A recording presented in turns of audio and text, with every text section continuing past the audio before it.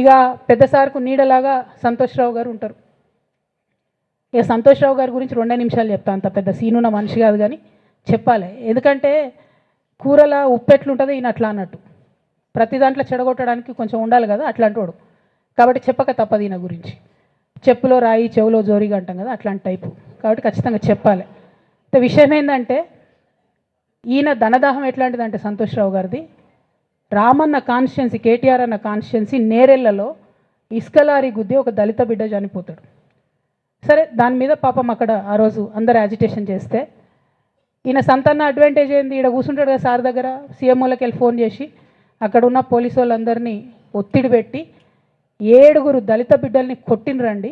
3-4 సార్లు 3rd degree వేస్తే ఇలా 7 కుటుంబాలు కూడా వాళ్ళు ఎందుకు కూడా ఏ పని చేసుకోలేనటువంటి పరిస్థితులలో ఆ దళిత బిడ్డలు ఉన్నారు.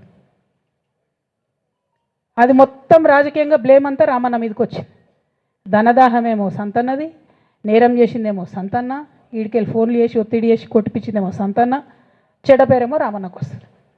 ఈ ఎగ్జాంపుల్ చెప్పడం కోసమే నేను ఈయన గురించి చెప్తున్నా, వేరే ఏం లేదు. ఇక సరే టానిక్కు వీనిక్కు ఈ వీటిలో వచ్చిన కేసులు ఏమవుతాయి, రేవంత్ రెడ్డి గారు ఆర్భాటంగా ఒక అనౌన్స్మెంట్ చేస్తారు. నేను ఇంతకుముందు చెప్పిన కదా మ్యాచ్ ఫిక్సింగ్ ఎట్లుంటుందంటే 1 డే న్యూస్ అవుతుంది, టానిక్లో ఈయన మీద కేసు పెట్టిరని, 3వ రోజు పోలీసు వాళ్ళు ఎఫ్ఐఆర్ కొట్టేసారు. అది మీరు ఇంకా కనుక్కోండి. కాజ్ చేసేసారు, కేసు మూసేసారు. ఏం అండర్స్టాండింగ్ ఉంది, ఎందుకు మూసేసారు?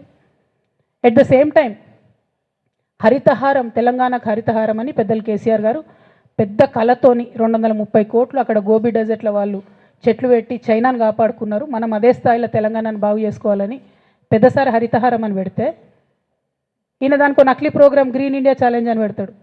తెల్లారులేస్తే సినిమా వాళ్ళని తీసుకురావాలి, రోజు ఒక ఫోటో వేసుకోవాలి. దాని వెనుక ఉన్న కుట్ర ఏంటంటే జీవో అమెండ్మెంట్ అవుతుంది సంతోష్ గారి గురించి. ఆ ఫారెస్ట్లను 10% ఇన్కమ్ ఎవరన్నా ఇస్తే అమ్యూజ్మెంట్ పార్క్లకు ఇస్తారన్నట్టు. దానికోసం జీవో అమెండ్ అవుతుంది. దానికి ప్రభాస్ గారిని, చిరంజీవి గారిని, అనేక మంది సినిమా స్టార్లను మోసం చేసి వాళ్ళని తీసుకుపోయి వాళ్ళతో ఫోటోలకు పోజులు ఇప్పించి ఫారెస్ట్లను కొట్టేయాలని ప్లాన్ అయినది. ఇక ఈయనకి 2-3 మనుషులు ఉంటారు సంతన్నకి. ఆయన పోచంపల్లి శ్రీనివాసరెడ్డి అని ఎమ్మెల్యే. ఇది నాకు విషయం ఎవరు చెప్పారు అంటే మన పల్లరాజేశ్వరరెడ్డి అన్ననే చెప్పిండు. మీకు ఏమైనా డౌట్లు ఉంటే ఆయన అడగొచ్చు. ఈ పోచంపల్లి శ్రీనివాసరెడ్డి అనేట ఆయన వరికోల్ అనే ఊరు, సామాన్య కుటుంబం, మధ్యతరగతి కుటుంబం. ఇవాళ అక్కడ ఆయన శ్రీమంతుడు అని పిలుస్తారు పోచంపల్లి శ్రీనివాసరెడ్డి గారిని.